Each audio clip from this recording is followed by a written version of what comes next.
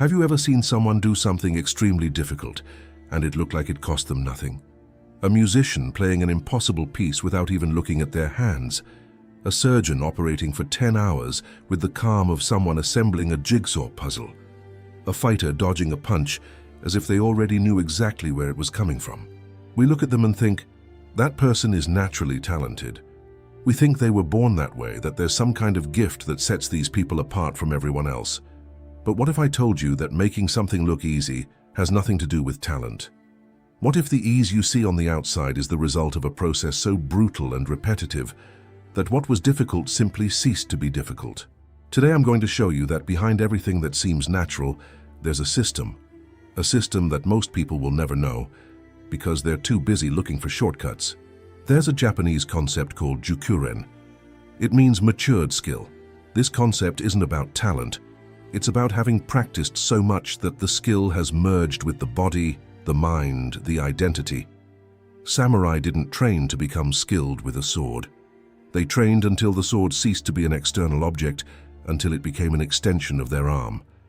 And when someone watched a master in combat, the sensation was one of dance, of lightness. But behind that dance lay decades of repetition, thousands of cuts in the air, thousands of dawns when the body ached and the mind begged to stop. And the warrior continued. The art of making it look easy isn't about hiding the effort. It's about repeating it so much that the effort disappears. This idea connects with several Japanese philosophies that will appear throughout this story. Kaizen, continuous improvement through microscopic steps. Mushin, the mindless mind that acts without hesitation. Shuhari, the three-stage path that transforms a beginner into a master. And Gaman, the silent resistance that sustains everything when things get tough. But to understand how all this works in practice, I need to tell you a story. Chapter 1. The Man Who Was Trembling. Today I'm going to tell the story of a man named Daniel. Daniel was 27 years old and a software engineer. This was his dream job. Since childhood he had wanted to learn to program, to create games, or some application or system that would help humanity. Daniel was one of the most dedicated employees. He was knowledgeable and professional, but inside, Daniel was frozen. He was frozen because every time he had to present something at work, his hands trembled, his voice faltered, his heart raced. He knew the content, he mastered the subject, but when it came time to speak in front of people, his body froze. He had been waiting for a promotion for 2 years, a technical lead position, more responsibility, more visibility. But the job required something Daniel couldn't do: lead meetings, present projects, speak confidently in front of groups. He refused the promotion twice. His girlfriend asked, "Daniel, you're the smartest person I know. Why are you so afraid to show it?" He didn't know the answer, or rather he knew, but he didn't want to admit it. The truth was simple and humiliating. He was afraid of looking ridiculous, of stuttering, of seeing that look of pity in people's eyes. So Daniel did what most people do when they're afraid. He avoided it, until that avoidance took its toll. It was a normal Wednesday.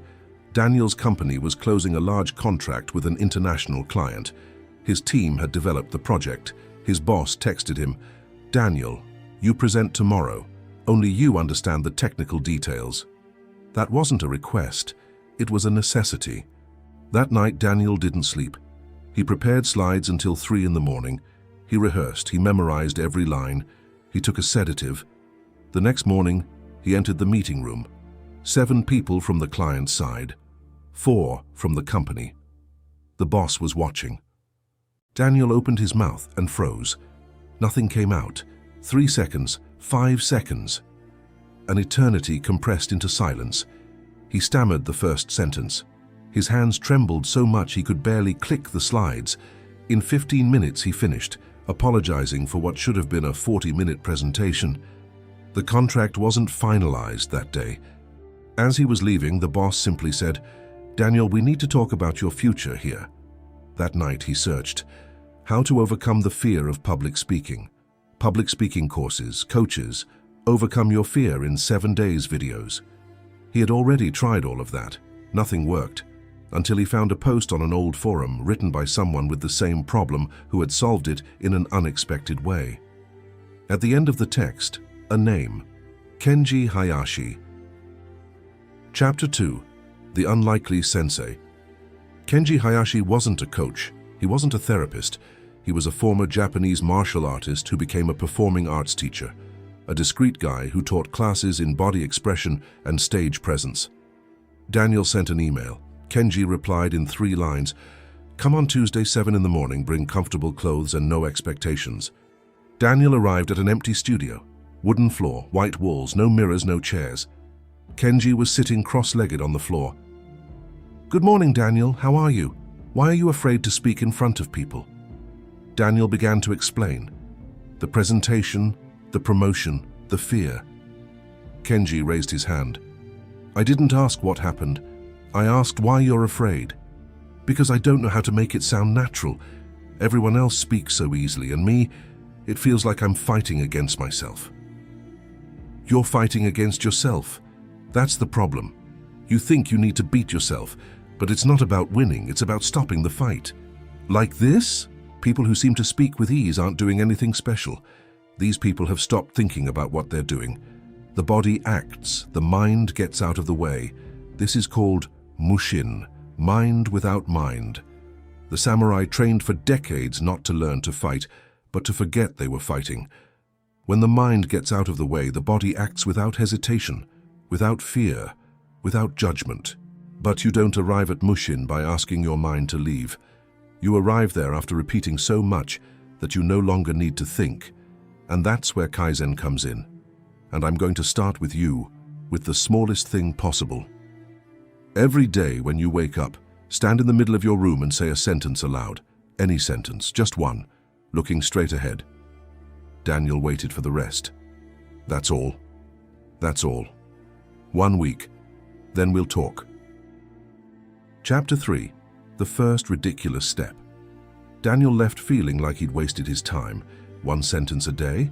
He needed to present to international clients, and the guy told him to say "good morning" to an empty room. But he was desperate. So he did it. First morning. "Good morning." Low, hoarse, ridiculous voice. He felt like an idiot. Second day. "The project is ready." Still uncomfortable. Third day, without realizing it, the phrase came out louder. Fifth day, his girlfriend heard from the bathroom. "Are you talking to yourself?" He laughed. "I am." On the 7th day, he returned to the studio. Kenji asked, "How did it go?" "You hear me, idiot?" "Great. Did you realize that feeling stupid didn't kill you?"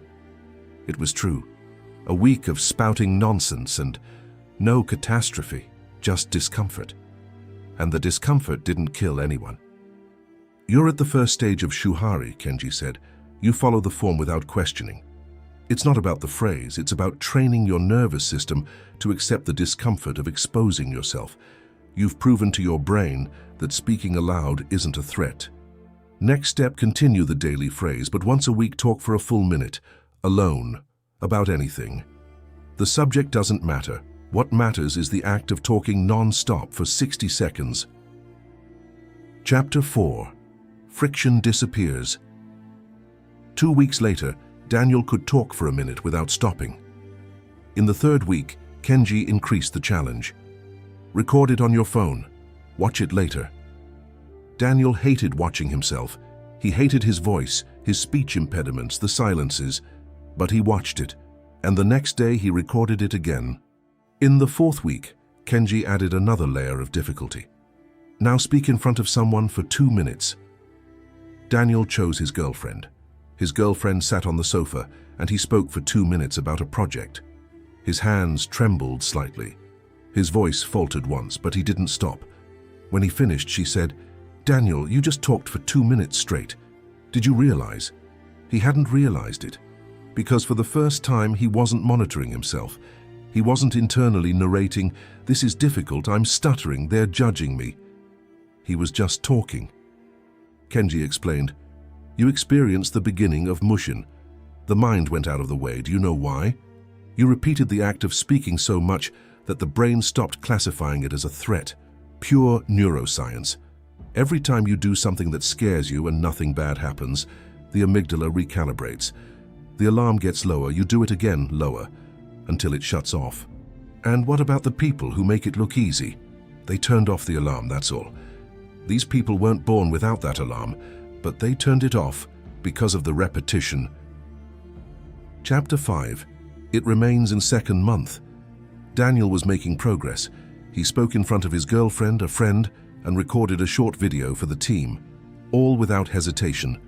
Then came the quarterly meeting, 30 people. The boss asked for 5 minutes of briefing. Daniel prepared, rehearsed, recorded twice. He was confident. He stood up, walked to the front, and his voice trembled. It didn't freeze like the first time, but it trembled. His hands sweated again. His heart raced, and his mind took over. It's happening again. You haven't changed. You'll never succeed.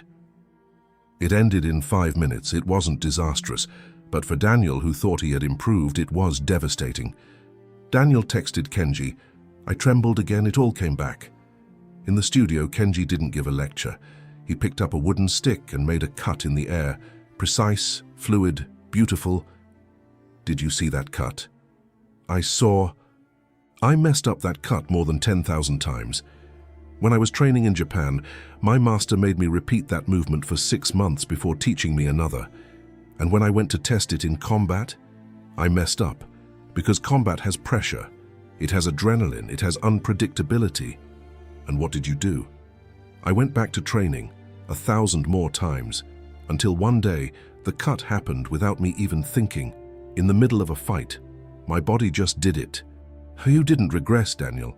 You went into the fight before the cut was ready. That's part of it.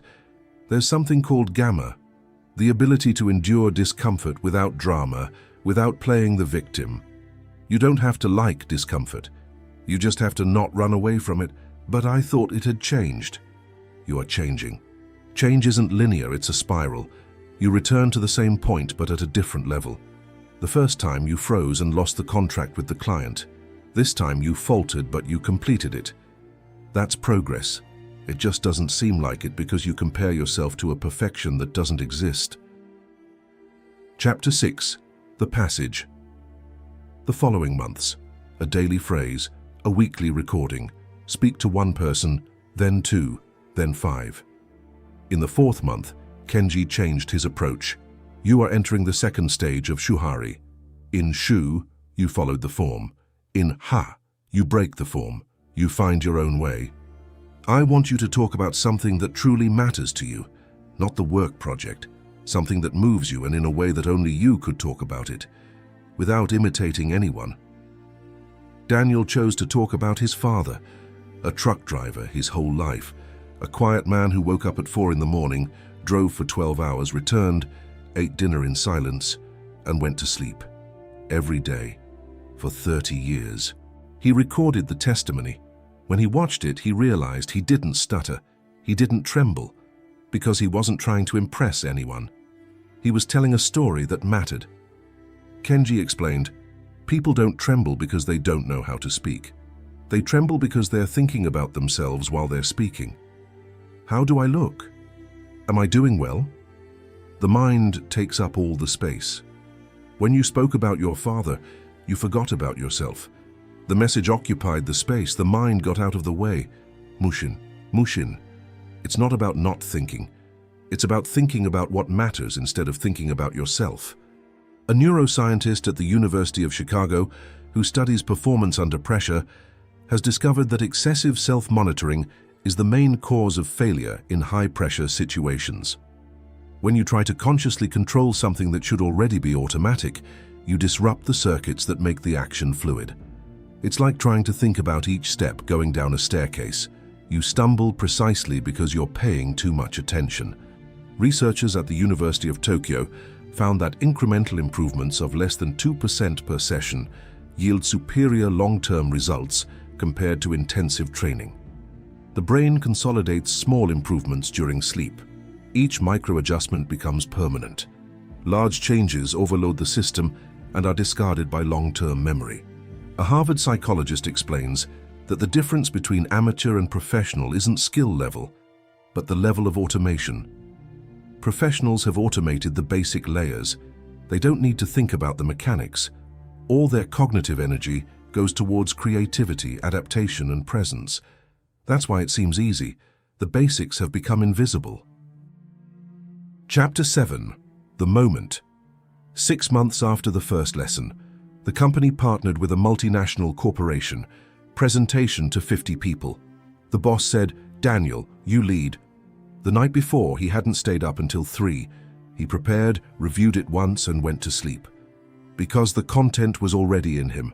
Months of repetition had put it on autopilot. He entered the room, 50 people, big screen, silence. He took a breath and began to speak. His voice didn't tremble, his hands didn't sweat. And the craziest thing, he wasn't thinking about not trembling. He wasn't monitoring his voice. He wasn't checking faces for judgment. I was telling the story of the project like someone telling a friend what they did over the weekend. Halfway through, he paused. He looked around the room. 50 people were paying attention. None of them were on their phones. He felt it. Mushin. His mind wandered. The words flowed like water. When he finished, the room applauded. The boss came up to him. "Daniel, where did you learn to speak like that? It seems so easy." He chuckled inwardly. Easy. 6 months of lines for the empty room, awkward recordings, falls, hundreds of takes. And on the outside, it looked easy. That's art. The invisible work that makes the visible extraordinary. But the story doesn't end there. Because when you learn to make something difficult seem easy in one area, you realize the system works for everything. Daniel started running. He didn't start with 7 miles. He started walking, then a very light jog. Then he ran a mile. Kaizen. Then Daniel started learning Japanese. 1 word a day. He accepted the promotion, not because he lost his fear, but because he learned that fear doesn't need to disappear for you to act. It just needs to become smaller than the action. And repetition does that. Every time you act despite the fear shrinks. Chapter 8. Recap. Let's remember what Daniel's story taught us. Kaizen. Continuous improvement through microscopic steps. You don't need to be good tomorrow. You just need to do one small thing today, and again tomorrow, until the accumulation creates something that no one can ignore. Mushin. When you repeat something so many times that the brain stops treating it as a threat, the brain stops interfering, the mind gets out of the way, the body acts fluidly. That's why it seems easy. The internal struggle is over. Shuhari. The path in 3 stages. First, it obeys the form. Then it breaks the form. Then it transcends and creates its own. Daniel began by repeating phrases. He ended by telling stories that only he could tell. Gaman. Endure discomfort without giving up, because all mastery goes through moments that seem to set you back, and it is in these moments that those who persevere separate themselves from everyone else. The art of making it look easy isn't a gift. It's the mark of someone who did the invisible work that nobody sees. People will look at you one day and say, "That looks so natural," and you'll smile, because only you know what it cost. So I ask you, what is your motto? What is the smallest thing you can do today? Don't tell me you're going to start a transformation. Tell me you're going to speak a sentence out loud tomorrow morning, that you're going to write a paragraph in your book, that you're going to run 500 meters, that you're going to learn a chord. This is how it begins. Not with an explosion, with a whisper, a movement so small that no one notices except you. And when you stumble, because you will stumble, don't give up. Go back to the empty room. Go back to the daily phrase. Go back to the step-by-step process. The practice isn't about never falling, it's about always returning. One day you're going to do something amazing in front of someone, and that person will say, "Wow, that looked so easy." And you will know the truth. It wasn't easy. It was built. One day at a time, one sentence at a time. That's the art. And now you know the way. If you've made it this far, this content made sense to you. Comment below with your phrase, the smallest thing you'll do starting tomorrow. If you're not already subscribed, subscribe to the channel and turn on notifications. Every subscription helps me continue producing content like this. Also leave a like and click the hype button. If you enjoyed this video, I invite you to watch one of the ones appearing on your screen. You're sure to learn something valuable from it. Thank you very much for your attention and your time. See you in the next video. Be present, walk with honor, follow the path.